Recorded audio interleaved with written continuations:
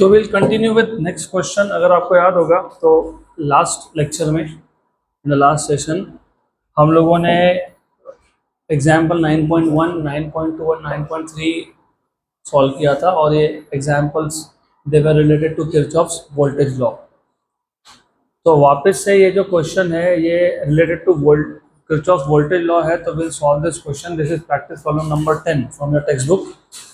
A battery of EMF 4 volt and internal resistance 1 ohm. हमारे पास एक बैटरी है जिसका वोल्टेज है 4 वोल्ट और उसका इंटरनल रेजिस्टेंस है 1 ohm. Is connected in parallel with another battery. It is connected in parallel with another battery of EMF 1 volt and internal resistance 1 ohm with their like poles connected together। अभी like pole का मतलब क्या होता है? पहले battery का positive और दूसरे बैटरी का पॉजिटिव, पहले बैटरी का नेगेटिव और दूसरे का नेगेटिव, ऐसा कनेक्टेड है। The combination is used to send current through an external resistance of 2 ohm। तो ये दोनों बैटरीज का कॉम्बिनेशन, इसको हम यूज करते हैं करंट सेंड करने के लिए। कहाँ से? 2 ओहम के रेजिस्टेंस से। Calculate the current through external resistance. इस टाइप के क्वेश्चन में सबसे पहले तो आपको अभी सर्किट डायग्राम बनाते आना चाहिए। तो सर्किट डायग्राम मैं आपको बना के देता हूँ। You have to first understand हमारे पास कितने बैटरीज थे? 2। कितने थे? 2। और दोनों का क्या था? Internal resistance. तो एक काम करता हूँ, ये एक बैटरी, उसका इंटरनल रेजिस्टेंस, ये बैटरी का पॉजिटिव हो गया, ये नेगेटिव है। यहाँ पे एक रेजिस्टेंस है small r, this is plus minus, this is E। Okay, 2 battery है, इन्होंने बोला है कॉम्बिनेशन ऑफ 2 बैटरीज। तो यहाँ पे और एक बैटरी है। बट अगर ये ऊपर वाला बैटरी पहला है तो इसके वोल्टेज को, इसके EMF को नाम दे देंगे E1, इसके इंटरनल रेजिस्टेंस को बोल देंगे R1, ये है R2 और ये है E2। और अगर आपको याद होगा, हम लोग इंटरनल रेजिस्टेंस दिखाने के लिए बैटरी और उसके रेजिस्टेंस को ऐसा शो करते हैं, inside this bracket, inside this rectangle. अभी इन्होंने ऐसा बोला है कि ये जो कॉम्बिनेशन ऑफ 2 बैटरीज है, ये तुम यूज कर रहे हो to send current through external resistance of 2 ohm. मतलब इन दोनों को छोड़ के एक एक्सटर्नल रेजिस्टेंस भी है, तो वो तुमने यहाँ लगा दिया। और मैंने कल आपको बताया था कि आप एक्सटर्नल रेजिस्टेंस को कहीं पे भी लगाओ, मतलब आप इसको नीचे, यहाँ या ऊपर, कोई फर्क नहीं पड़ता, सेम है, बराबर, गुड। और जो क्वेश्चन बोला था वैसे ही है क्या? पॉजिटिव के साथ पॉजिटिव, यस। नेगेटिव के साथ नेगेटिव, यस। अब गिवन पैरामीटर में आपको क्या क्या वैल्यूज दी है, पहले वो आइडेंटिफाई करो। आपको पहले EMF दिया है, कितना दिया है? 4 वोल्ट। इंटरनल रेजिस्टेंस दिया है, कितना है? 1 ओहम, ऐसा बोला है उन्होंने, 1 ओहम। और जो दूसरा बैटरी है उसका वोल्टेज कितना है? 1। मतलब E2 की वैल्यू कितनी है? 1। और R2 कितना है? 1 ओहम। एक्सटर्नल रेजिस्टेंस कितना है? 2 ओहम, राइट। अब इसको डायग्राम को कंप्लीट कर लो पहले। E1 से करंट आएगा I1, E2 से करंट आएगा I2। इसको A पॉइंट बोलता हूँ, इसको B बोल देता हूँ, इसको C बोल देते हैं, D, E एंड F। तो ये जो B पॉइंट है और ये जो E पॉइंट है, they are junctions. I1 current आया B पे और I2 भी आया B पे, और ये दोनों मर्ज हो गए, I1 प्लस I2 बन गए, कहाँ गए? R पे। E पॉइंट पे आके I1 फर्स्ट बैटरी से आया था तो वो फर्स्ट बैटरी में वापस गया, I2 सेकेंड बैटरी से आया था तो सेकेंड में वापस गया। तो ये हो गया आपका सर्किट कंप्लीट, बराबर। This is complete circuit. अब आपको फाइंड क्या करना है? आपको फाइंड क्या करना है? क्या बोला है? Calculate the current through the external resistance. External resistance में से करंट मतलब क्या? I1 plus I2। तो क्या फाइंड करना है आपको? I1 plus I2। ओके, तो अब ये डायग्राम को मैं कॉपी कर लेता हूँ अगले पेज पे, क्योंकि लगने ही वाला है ये। कैसे सॉल्व करेंगे? मैंने कल आपको मेथड बताया था, याद है क्या? क्या क्या फाइंड करना है? I1 और I2। तो 2 लूप सिलेक्ट करो सच दैट एक लूप में I1 होना चाहिए और एक लूप में I2। तो अगर मैं ऊपर का लूप लेता हूँ A B E F A, इसमें कौन सा करंट है, I1। और अगर मैं नीचे का लूप लेता हूँ B C D E B, कौन सा करंट है, I2। तो दो लूप ले लेंगे, कंसिडर। और ट्रेसिंग आपको जैसा करना है वैसा करो, कंपल्सरी नहीं है कि क्लॉकवाइज या anticlockwise, it is up to you. A B E F A, consider loop A B E F A B E F A, ये लूप ले लिया। ए से बी, यहाँ पे रेजिस्टेंस है क्या, नहीं। पोटेंशियल ड्रॉप होगा क्या, नहीं। यहाँ पे ईएमएफ है क्या, नहीं। तो कुछ नहीं होगा।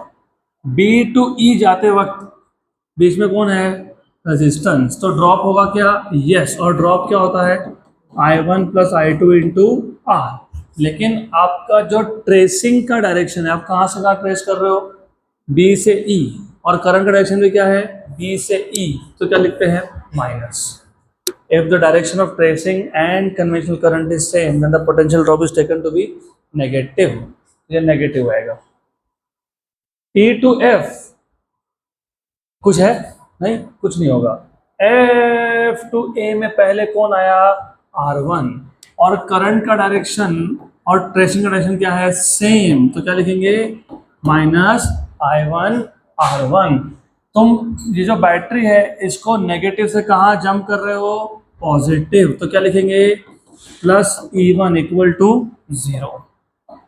अब इस लूप में से तुमको मिल गया इक्वेशन, हो गया ये। माइनस, एक काम करता हूँ, ये माइनस माइनस का टर्म वहाँ भेज देता हूँ, तो मेरे पास बन जाएगा E1 equal to I1 R1 plus I1 plus I2 into R. E1 की वैल्यू कितनी है, कितना है, 4। R1 कितना था, 1 ओहम, 1 ओहम, तो ये 1 है, तो बचा कौन, I1 plus I1 plus I2, capital R कितना है, 2, तो 2 into I1 is 2I1 plus I1, तो कितना हो गया, 3I1 plus 2I2, equation number 1। Clear, पक्का पक्का। ये ऊपर का लूप था। अब सिमिलरली आप एक नीचे का लूप यूज करोगे, तो कौन सा लूप लोगे आप नीचे,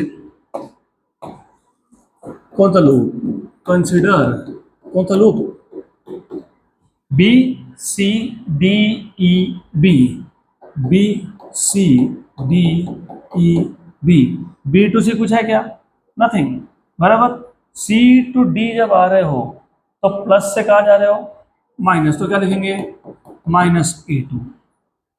करंट सामने से आ रहा है, सामने से।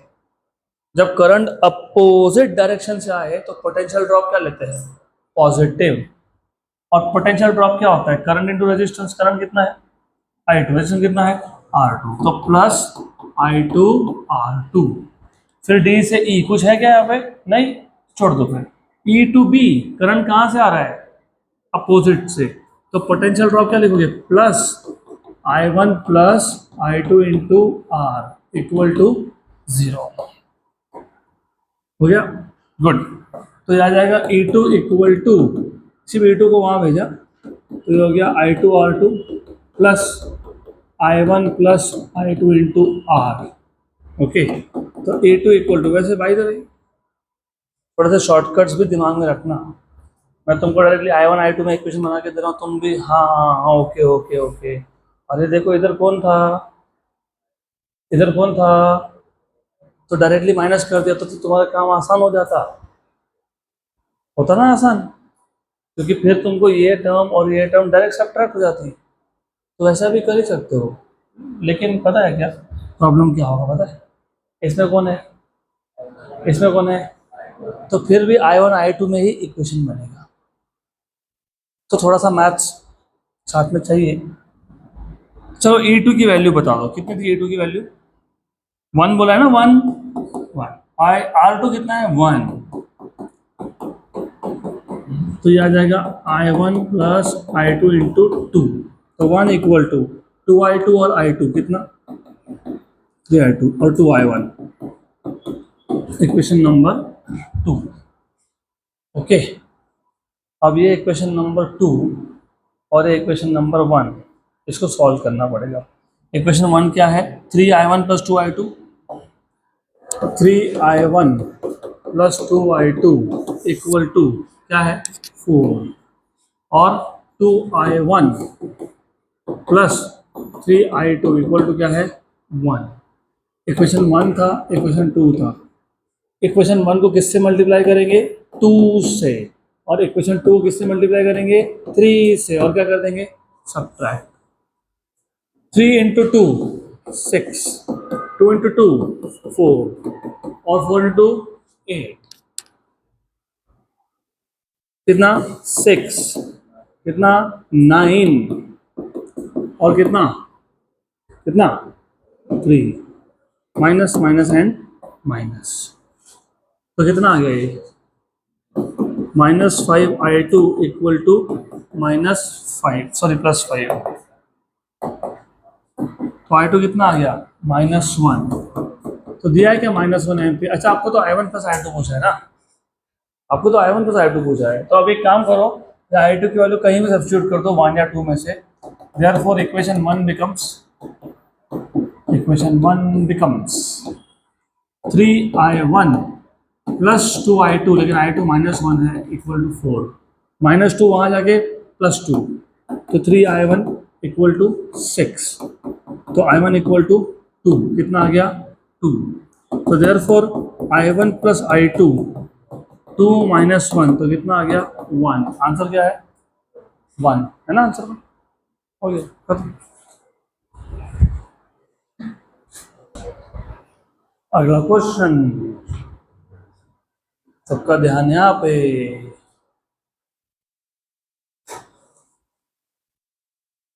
क्वेश्चन नंबर 11, ये भी आपके टेक्स्ट बुक का प्रैक्टिस प्रॉब्लम है। 2 cells of EMF 1.5 volt and 2 volt having respective internal resistances of 1 ohm and 2 ohm are connected in parallel so as to send current in same direction। ये important है, so as to send current in same direction, same important word है, through an external resistance of 5 ohm। Find the current through external resistance। External resistance कितना है? 5 ओम। उसमें से current क्या होना चाहिए? Same direction. तो पिछले टॉपिक में क्या किया था? फिर वही तो था। देखो, आर क्या है? एक्सटर्नल रेजिस्टेंस है, उसमें से I1 और I2 किस डायरेक्शन में है? सेम। तो सेम ही सर्किट डायग्राम है। सर्किट डायग्राम में तो कोई चेंज नहीं है, क्वेश्चन को सॉल्व भी वैसा ही करना है, exactly same, no difference, nothing, सिर्फ वैल्यूज अलग है, पूरा मेथड सेम है, एग्जैक्ट कॉपी। E1 की वैल्यू दी है, E2 की वैल्यू दी है, R1 की वैल्यू दी है, R2 की वैल्यू दी है, कैपिटल R 5 ओम बोला है, ये 2 ओम है, ये 1 ओम है। E1 और E2 कितना बोला है? 1.5 एंड 2 वोल्ट, बस। गुड। क्या फाइंड करना है? करंट थ्रू एक्सटर्नल रेजिस्टेंस, मतलब क्या फाइंड करना है? I1 plus I2। तो फाइंड भी वही करना है जो लास्ट क्वेश्चन था। तो अगर सब कुछ सेम है तो मेथड भी सेम है, तो मेथड भी सेम ही रहेगा। तो क्या किया था पहले? फटाफट बताओ क्या किया था? क्या किया था? कैसे सॉल्व किया था इसको? 2 लूप लिए थे, एक ऊपर का और एक नीचे का, तो वही वापस कर लो। तो कंसीडर लूप, कौन सा loop? A B E F A से बी नथिंग, बी से ई, करंट कितना है? I1 प्लस I2, रेजिस्टेंस कितना है? R, तो ड्रॉप कितना है? I1 plus I2 into R, और ट्रेसिंग का डायरेक्शन और करंट डायरेक्शन सेम है क्या? यस, तो क्या लगाएंगे? माइनस। E टू F कुछ नहीं है, F to A, current direction same है, यस, तो पोटेंशियल ड्रॉप क्या आएगा? -I1 R1, और तुम माइनस से प्लस जा रहे हो क्या? यस, तो plus E1 equal to 0। Okay, तो ये आ जाएगा आपके पास E1 equal to I1 R1 plus I1 plus I2 into capital R। E1 की वैल्यू कितनी है? 1.5। I1 R1 1 है, तो I1 प्लस I2 इंटू 5, तो 5I1 और I1 6 हो गया ये, तो 1.5 6I1, और ये कितना हो गया? Plus 5I2। बराबर, ये हो गया आपका इक्वेशन नंबर 1। अगर आपको चाहिए तो आप इसको 3/2 भी लिख सकते हो और 2 को वहाँ मल्टीप्लाई भी कर सकते हो, वो आपके ऊपर है। Equation number 1। देन उसके बाद क्या किया था, एक नीचे का लूप लिया था, है ना। तो कौन सा लूप, कंसिडर, कौन सा लूप बताओ, B C D E B, B to C nothing, C to D जाते वक्त प्लस से कहाँ जा रहे हो, तो क्या लिखूं, माइनस E2। करंट कहाँ से आ रहा है, सामने से, कितना आ रहा है, I2, तो प्लस I2 R2। D2 भी कुछ है क्या, नहीं। E2 भी करंट सामने से आ रहा है, तो I1 plus I2 into R equal to 0। Therefore E2 equal to क्या आएगा, I2 R2 plus I1 plus I2 into capital R। हो गया। व्हाट इज E2 का वैल्यू, E2 कितना है, 2 वोल्ट है। R2 कितना है, 2 ओहम है। और R कितना है, 5 है। ये 5 और ये 2 7, तो 5I1 plus 7I2 equation number 2। तो दो इक्वेशन बन गए आपके, इक्वेशन 1 एंड 2। एक इक्वेशन है 6I1 plus 5I2 equal to 1.5, ये इक्वेशन 1 है। दूसरा इक्वेशन है 5I1 plus 7I2 equal to 2, ये इक्वेशन नंबर 2 है। इसको सॉल्व कैसे करोगे, हाउ टू सॉल्व, इक्वेशन 1 को 5 से मल्टीप्लाई करना पड़ेगा, इक्वेशन 2 को 6 से मल्टीप्लाई करना पड़ेगा और सब्ट्रैक्ट करना है। तो 6 5 जा 30, 5 5 जा 25, 1.5 5 जा 7.5, 5 6 जा 30, 7 6 जा 42, 2 into 6 12, minus minus and minus, ये तो कैंसिल हो गया। ये कितना हो गया, कितना, अरे बता दो कितना, 17 with minus sign, minus 17I2, और ये कितना है 4.5 विथ माइनस साइन, बराबर है ना, हाँ कि ना, बराबर। थोड़े I2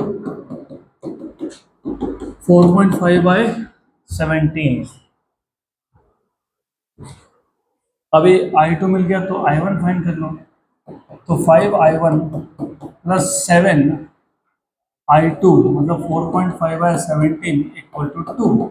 इसको सॉल्व करो, 5I1 इक्वल टू 2 माइनस, इसको सॉल्व करना पड़ेगा आपको। क्या आंसर क्या है, I1 प्लस I2 का आंसर क्या है, आंसर क्या दिया हुआ है, माइनस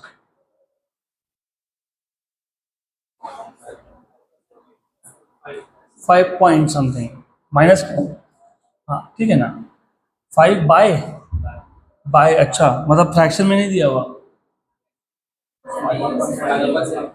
अपॉन, वही तो बोल रहा हूँ ना, मतलब रेशो दिया हुआ है ना, पॉइंट नहीं दिया ना। हाँ तो फिर इसको ऐसा सॉल्व कर लो, फिर क्या ही प्रॉब्लम है, फिर कोई दिक्कत नहीं है। 2 7 इंटू 4.5/17, ओके हो गया। 5I1 equal to 7 into 4.5,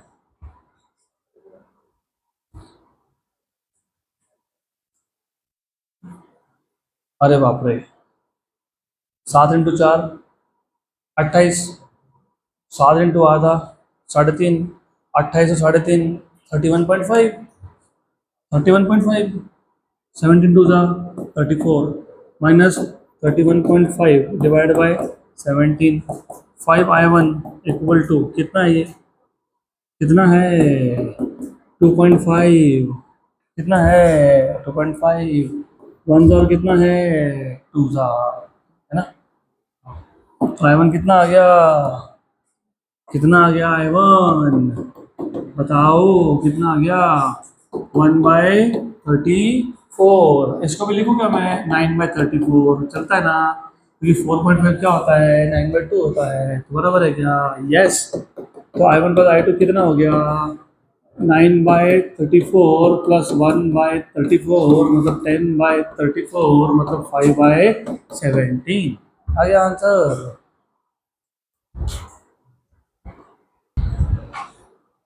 so will go ahead with next तेरी टॉपिक। तो अगर आपको याद होगा, मैंने आपको कल ही बताया था और ऑफ कोर्स पहले लेक्चर में ही बताया था कि करंट इलेक्ट्रिसिटी चैप्टर में टोटल आपको 4 ही टॉपिक है, 2 मेजर 2 माइनर। मेजर टॉपिक में एक है first of all to find out unknown resistance. एक रेजिस्टेंस है, उसकी वैल्यू फाइंड करनी है। उसकी वैल्यू फाइंड करने के लिए जो हम लोग नेटवर्क यूज करने वाले हैं उसको बोलेंगे व्हीटस्टोन्स नेटवर्क। उसका एप्लीकेशन है व्हीटस्टोन्स मीटर ब्रिज, मतलब व्हीटस्टोन्स नेटवर्क के प्रिंसिपल पे जो इंस्ट्रूमेंट वर्क करता है उसको बोलते हैं व्हीटस्टोन्स मीटर ब्रिज। दूसरा पार्ट है to find out unknown EMF, मतलब पहले केस में रेजिस्टेंस फाइंड करना है, दूसरे केस में ईएमएफ फाइंड करना है। हमारे पास सेल है, उसका ईएमएफ पता नहीं और वो फाइंड करना है। उसके लिए जो इंस्ट्रूमेंट है वो उसको बोलते हैं पोटेंशियोमीटर। क्या बोलते हैं? पोटेंशियोमीटर। फिर हमको पोटेंशियोमीटर के एप्लीकेशंस देखने हैं, जैसे व्हीटस्टोन्स नेटवर्क उसके एप्लीकेशंस, पोटेंशियोमीटर उसके एप्लीकेशन, और आखिरी देखना है एमीटर और वोल्टमीटर वर्क कैसे करता है। तो will move ahead to the next topic, important topic, that is Wheatstone's network.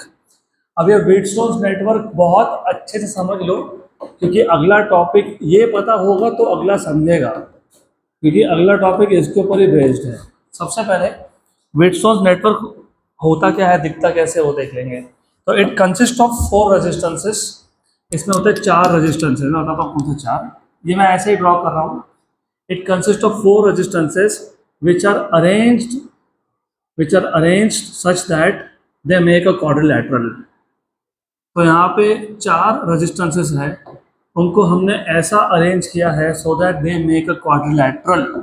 तो यहाँ पे एक रेजिस्टेंस है, यहाँ पे एक रेजिस्टेंस है, यहाँ पे एक रेजिस्टेंस है और यहाँ पे भी एक रेजिस्टेंस है। ओके, यहाँ पे रेजिस्टेंस है, इसको मैं नाम दे दूंगा R1। यहाँ पे जो रेजिस्टेंस है इसको बोल दूंगा मैं R2। यहाँ पे जो रेजिस्टेंस को मैं बोल दूंगा R4 और इसको मैं बोलूँगा R3। तो याद रखना ये इंपॉर्टेंट है। R1 R2, R2 को अपोजिट R3 और R1 को अपोजिट R4, बराबर, करेक्ट। तो 4 रेजिस्टेंसेस है यहाँ पे which are connected so as to form a quadrilateral. ये उसका एक वर्टेक्स हो गया A, ये हो गया B, ये हो गया C and this is D। अब कोई भी 2 opposite vertices, any 2 opposite vertices, उसके अक्रॉस तुमने लगा के रखा है एक बैटरी अलॉन्ग विथ अ की। तो यहाँ पे ये आ गया अपोजिट वर्टाइस। कोई भी 2 अपोजिट वर्टाइसेस A और C, इसके अक्रॉस तुमने लगा दिया बैटरी और एक की। यहाँ पे एक बैटरी है, ये पॉजिटिव तो बैटरी है, नेगेटिव बैटरी का ईएमएफ है E और यहाँ पे है की। और जो बचे 2 वर्टाइसेस वो भी दोनों डायगोनली अपोजिट वर्टाइसेस है। इन दोनों के अक्रॉस आप कनेक्ट करते हो एक सेंसिटिव गैल्वेनोमीटर। क्या कनेक्ट करते हैं? Sensitive galvanometer. अभी गैल्वेनोमीटर क्या होता है? What is an ammeter? Which measures current. Very good. तो galvanometer is also a device which measures current. तो डिफरेंस क्या है? Galvanometer measures very small current. For example, अगर आपको लार्ज करंट मेजर करना है एम्पियर के रेंज में तो तुम एमीटर यूज करोगे। तुमको मिली एम्पियर के रेंज में चाहिए तो मिली एमीटर यूज करोगे। अगर तुमको माइक्रो एम्पियर के रेंज में करंट चाहिए तो तुम क्या यूज करोगे? गैल्वेनोमीटर। क्या यूज करेंगे? गैल्वेनोमीटर। तो क्या बोलते हैं? गैल्वेनोमीटर। तो सेंसिटिव गैल्वेनोमीटर है। इस पूरे नेटवर्क को बोलते हैं हम लोग व्हीटस्टोन्स नेटवर्क। क्या बोलते हैं इसको? व्हीटस्टोन्स नेटवर्क। तो बेसिकली चलो थोड़ा सा मैं यहाँ पे लिखते भी जाता हूँ so that it becomes easy for you to remember। तो it consists of क्या क्या है इसमें? 4 रेजिस्टेंसेस है। It consists of 4 resistances, R1, R2, R3 and R4 which are connected to form a quadrilateral, which are connected to form a quadrilateral.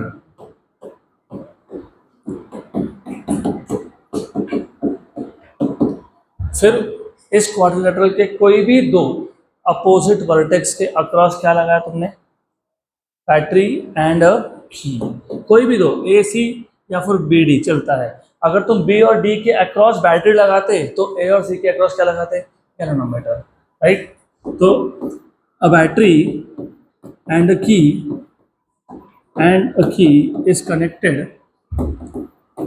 is connected across any two opposite vertices of quadrilateral. Okay, opposite to vertices, okay good. और जो बचे हुए दो है उसके across क्या लगा दिया, galvanometer and sensitive galvanometer. Sensitive क्योंकि वो बहुत स्मॉल करंट भी मेजर करेगा, इसलिए उसको क्या बोलते हैं, सेंसिटिव। अ सेंसिटिव गैल्वेनोमीटर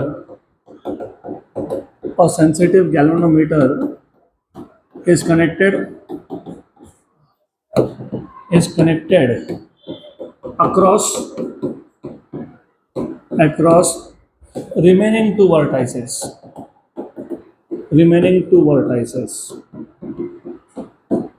बराबर, यहाँ तक क्लियर। तो ये बेसिक मैंने आपको हमेशा बोला है, कोई भी तेरी टॉपिक हो तो सबसे पहले डायग्राम, क्योंकि डायग्राम आपको बताता है कि लिखना क्या है। उसके बाद थोड़ा सा इंट्रोडक्शन, उसके बाद उसका कंस्ट्रक्शन। तो तुमने डायग्राम दे दिया, तुमने कंस्ट्रक्शन भी दे दिया। बेसिकली ये करता क्या है, इट डिटरमाइंस अननोन रेजिस्टेंस। तो 4 रजिस्टर लगा दिए तुमने, R1 R2 R3 R4 so as to form a quadrilateral की किसी भी दो अपोजिट वर्टाइसेस के अक्रॉस एक बैटरी और एक की है, और जो बचे हुए दो वर्टाइसेस है उसके अक्रॉस क्या है, गैल्वेनोमीटर है, सेंसिटिव गैल्वेनोमीटर है।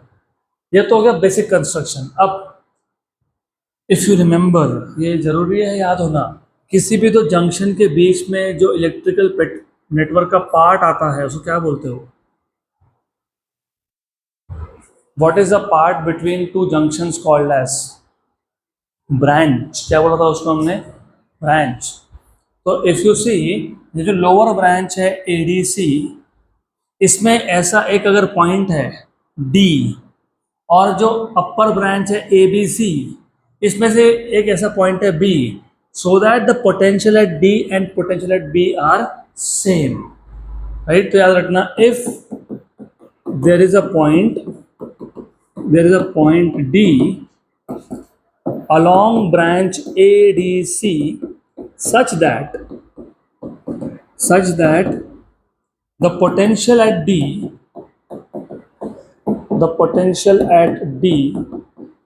is equal to potential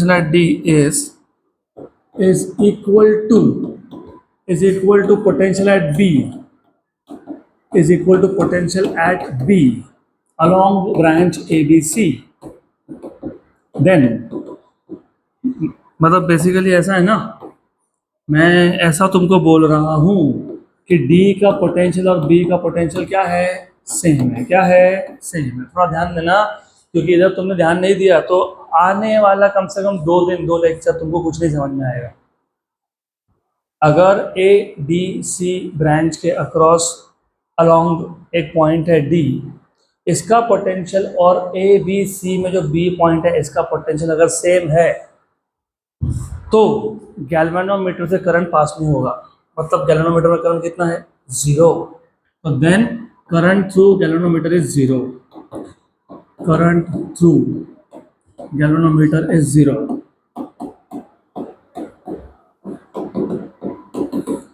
और गैल्वेनोमीटर करंट को हम लोग डिनोट करते हैं किससे, IG से। तो IG इज 0। अब बोलोगे ऐसा क्यों, फिजिक्स में 3 चीजें याद रखना। Number 1, heat always flows from higher temperature region to lower temperature region. मतलब जब टेम्परेचर का डिफरेंस हो तो ही हीट फ्लो होता है।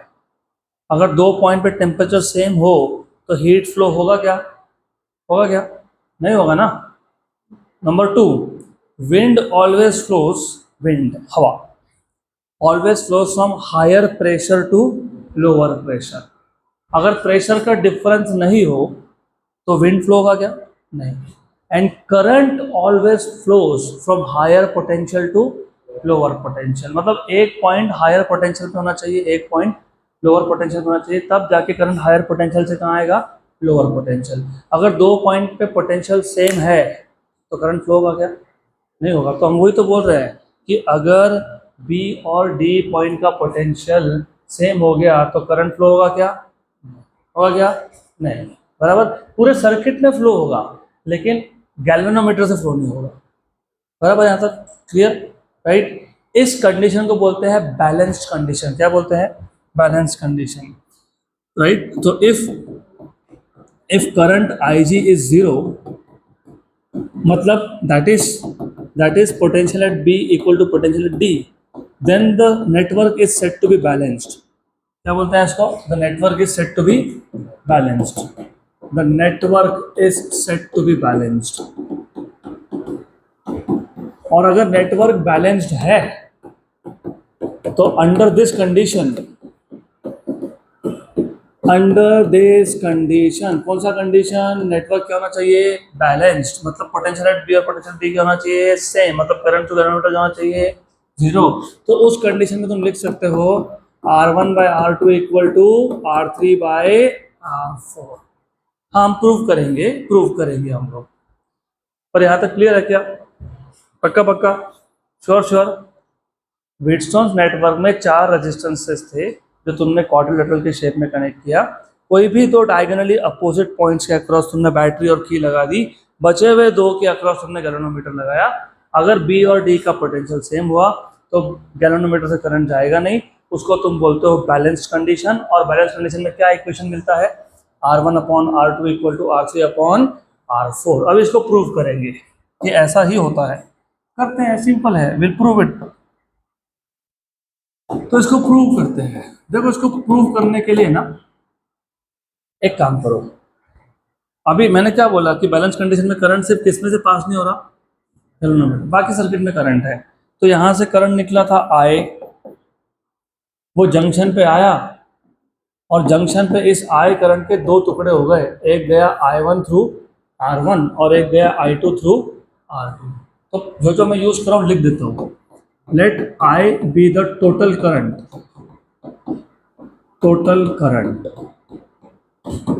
I1 is the current through R1,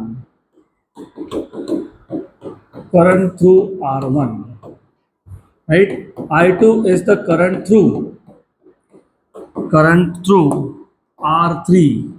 R3 से गया ना करंट, I2 कहाँ से गया? R3 से। Current through R3। अब ये क्लियर है? पक्का? श्योर 100%। अब अगर पोटेंशियल एट बी और डी सेम हो तो करंट थ्रू गैल्वेनोमीटर कितना है? करंट थ्रू गैल्वेनोमीटर जीरो होने का मतलब ये होता है कि ये सर्किट में नहीं है। तुम ऐसा इमेजिन कर सकते हो। अगर ये सर्किट में नहीं है तो ये जो करंट गया I1 R1 से, वो B के आगे कहाँ जाएगा? R2 से। मतलब ये दोनों किस में हो गए? सीरीज में। तो ये करंट अगर सेम हो तो दे आर इन सीरीज। तो सिमिलरली R3 में से कितना करंट था? I2। उतना ही करंट किससे जाएगा? R4। तो इसका मतलब ये होता है इस कंडीशन में if VB equal to VD that is IG equal to 0, तो करंट थ्रू R2 वो भी कितना है? I1। क्योंकि I1 करंट R1 से गया, उतना ही कहाँ से गया? R2। और R4 से कितना आया? I2। यहाँ तक क्लियर है? पक्का? श्योर 100%? तो अगर दो पॉइंट का पोटेंशियल सेम हो ना तो इसको भूल जाना कि है ही नहीं। अगर ये नहीं है तो करंट को जाने का रास्ता ही नहीं था, तो उसको ऐसा ही जाना पड़ेगा। तो current through R2 is I1 and current through R4 से कितना गया? I2। बराबर। अब एक काम करो, अभी मैं डायग्राम ही कॉपी कर लेता हूँ।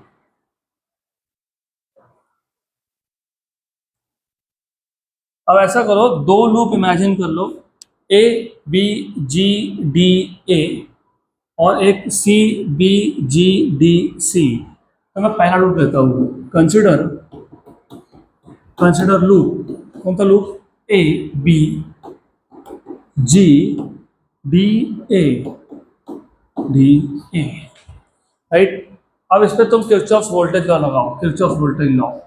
तुम कहाँ से कहाँ ट्रेस कर रहे हो, ए से बी, बीच में रेजिस्टेंस है क्या, यस, तो ड्रॉप होगा क्या, यस, तो कितना ड्रॉप आएगा, I1 R1 विथ -5, क्योंकि ट्रेसिंग का डायरेक्शन क्या है, सेम है।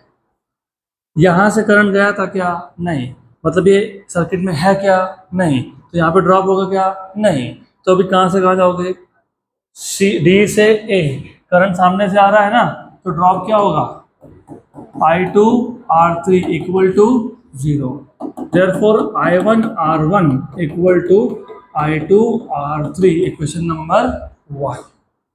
अब दूसरा लूप ले लो, कंसीडर लूप,